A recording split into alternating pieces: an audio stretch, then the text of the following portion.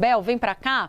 A Isabel tinha trazido no blog dela já essa informação dada pelo Hugo Motta de uma transição mais enxuta, mais rápida, célere, que todo mundo aqui estava assim, vai ser 90, né, Bel? 6 meses? Não, mais rápido do que a gente pensou, diminuiu para 2 meses. Isabel, traz um pouco de bastidor para a gente entender o que foi nessa conversa hoje que levou a esse consenso. Não é nada fácil chegar a um tempo tão encurtado de transição, né? Muito melhor para o governo, que não queria transição nenhuma, chegou aos 2 meses com 1 ano de transição completa.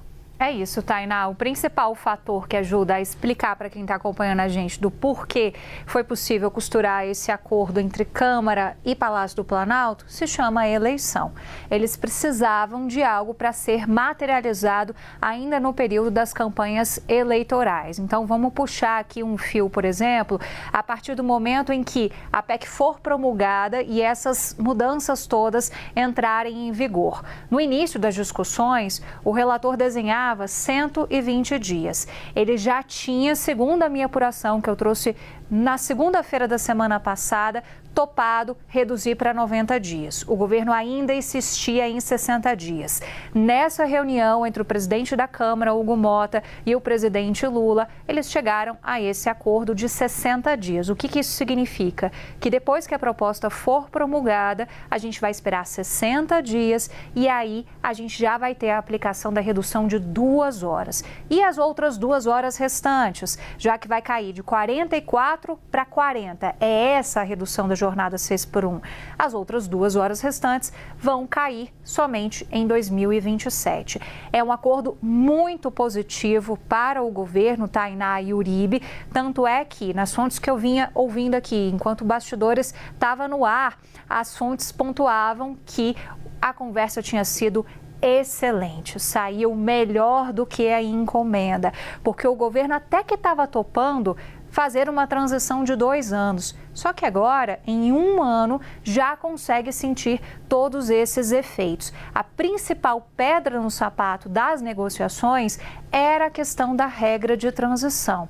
E já durante o final da semana passada, as fontes pontuavam que dessa conversa sairiam as definições, que o presidente da Câmara queria fazer esse gesto também de ouvir o presidente Lula, de levar já um desenho final e que ele sairia dessa conversa com esse desenho já sendo esboçado para que todo mundo pudesse saber.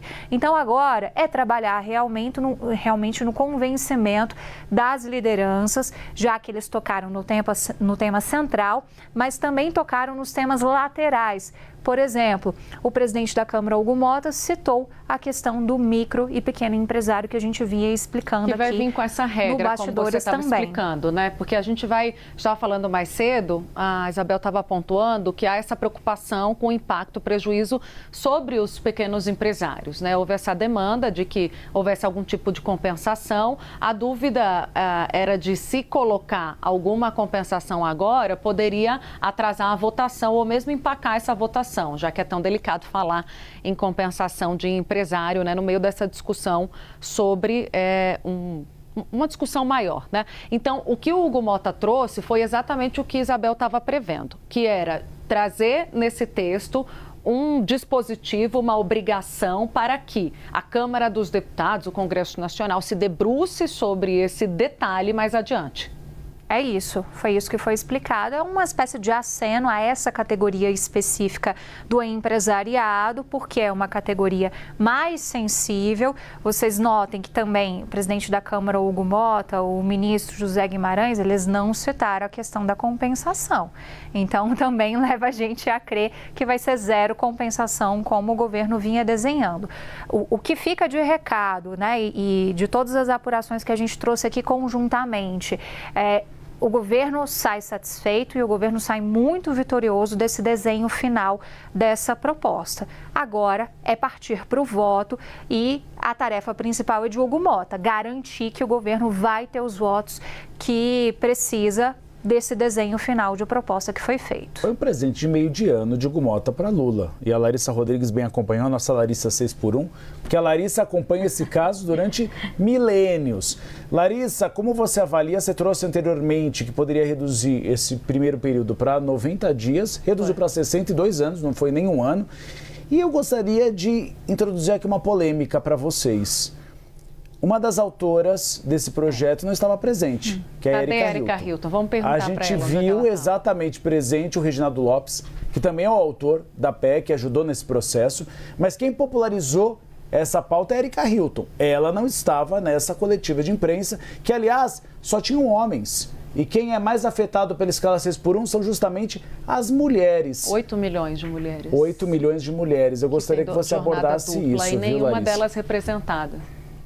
Nenhuma, né? E se a gente for parar para pensar, não temos na liderança do governo, deste governo, né, que é considerado mais progressista, nenhuma mulher também para fazer essa articulação. Mas vale também fazer esse adendo que até pouco atrás, há tempo atrás, a ministra era mulher, que era Gleisi Hoffmann, né? E aí nessa saída, nessa mudança para concorrer às eleições, acabou chegando o então deputado e agora ministro José Guimarães. Antes de trazer mais detalhes disso, eu queria só pontuar algumas coisas que eu vou recebendo aqui, porque o que a gente ouvia hoje de manhã era 90 dias, né? A Isabel trouxe isso também para se começar, de fato, a colocar em vigor depois da aprovação esse texto e que essa transição ela seria ali de 2 anos. Antes estavam falando em 3 e agora falando em 2 anos. Eu estou conversando com algumas lideranças aqui porque eu, por exemplo, imaginei que seria um prazo maior e eu fiz esse questionamento, se a gente que ouviu muitas coisas ou se também era essa expectativa do Centrão,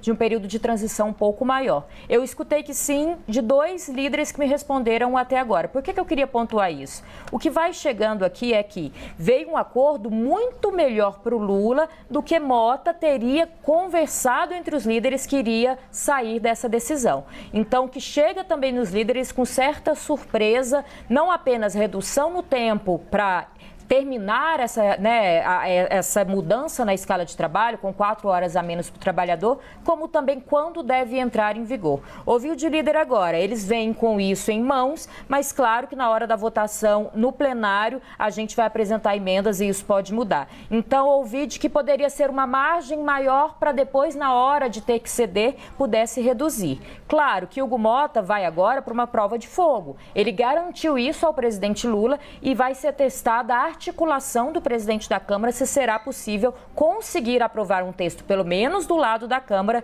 dessa maneira. Até agora eu tenho escutado uma certa dúvida dos líderes de que, de fato, chega dessa maneira, em acordo entre o presidente da Câmara e Lula, para se votar esse período de transição, mas se de fato sai aprovado da casa com esse período de redução menor. Mas, de qualquer maneira, até aqui é uma vitória de Lula, porque se esperava um período de transição maior do que pontuado agora pelo presidente nessa entrevista coletiva.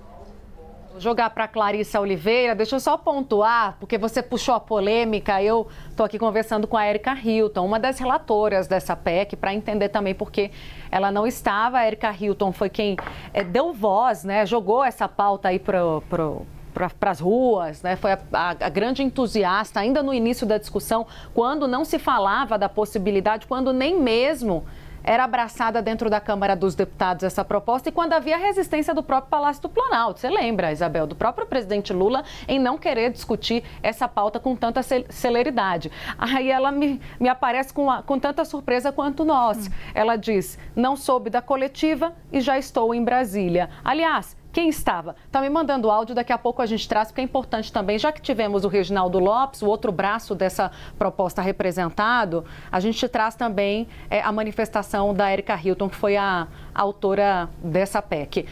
Clarissa, contigo, minha amiga, desculpa aí interromper para poder dar a voz aqui à deputada. Tainá, eu sei que a gente tem aí já há bastante tempo circulando várias expectativas de uma transição maior, até porque isso de fato estava sendo conversado com os setores, mas até hoje de manhã a gente já tinha trazido no Live CNN a informação de que o governo ia sim, o presidente Lula nessa reunião com o Hugo Mota, ia sim fazer o possível para tentar encurtar ao máximo essa transição, já ciente de que eliminá-la totalmente não seria possível.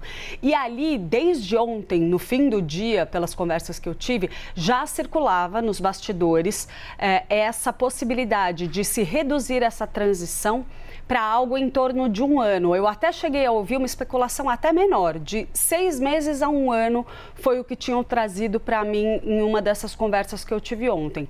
Inclusive, isso entra dentro do bojo daquela informação que a gente estava trazendo aqui no começo do jornal, de que há uma vontade do governo federal também de deixar, havia pelo menos, antes dessa conversa de Hugo Mota com o presidente Lula, uma vontade de deixar alguma gordura para que o Senado pudesse ter uma participação importante também nesse processo e fazer um aceno para o eleitor também, para que todo mundo pudesse dividir um pouco os louros. Então, eu, de fato, estou estranhando que já tenha saído dessa reunião o formato final do texto para uma transição em 1 ano. Porque o que eu estava ouvindo é que qualquer gordura adicional ali que ficasse poderia ser eventualmente retirada no Senado para fazer um aceno ali para Davi Alcolumbre, garantir que os senadores estejam também contentes em fazer a aprovação dessa matéria sem grandes turbulências, sem grandes dificuldades. Mas fato é que o Hugo Mota já chegou para a conversa do presidente Lula hoje de manhã, tendo no radar essa possibilidade de encurtar a transição para algo em torno de 1 ano. De fato, é algo que vai contra o que estava sendo conversado com os setores afetados, o empresariado em geral, que estava querendo uma transição mais longa. Mas aí é aquela história que a gente trouxe desde o início das discussões sobre esse tema. De nada interessaria a Lula abraçar essa agenda, ele que lá atrás nem sequer era tão afeito a essa proposta, de nada adiantaria abraçá-la se os resultados, o impacto, o efeito disso no humor do eleitor só vier lá na frente depois das eleições. A gente não pode esquecer que isso só entrou no radar do governo federal com essa força porque tem a possibilidade de contribuir para essa agenda positiva que Lula cria de olho nas urnas. Uribe, só fazer aqui uma deferência às nossas analistas, super garotas, trabalhando juntas e com afinco nessa pauta. Louros aqui divididos entre todas elas, porque a gente ficou aqui acompanhando desde cedo, mas quem estava a par mesmo aqui as 3, tá? Acompanhando o que ia sair. Isabel conseguiu cravar para a gente antes da coletiva, mais cedo no live, Clarissa também já tinha dado a letra de que a transição ia ser encurtada e Larissa também desde a semana passada trazendo todos os detalhes para a gente aqui no Bastidores CNN. É o nosso super time. Você está em minoria aqui, viu? Eu estou em minoria, graças a Deus.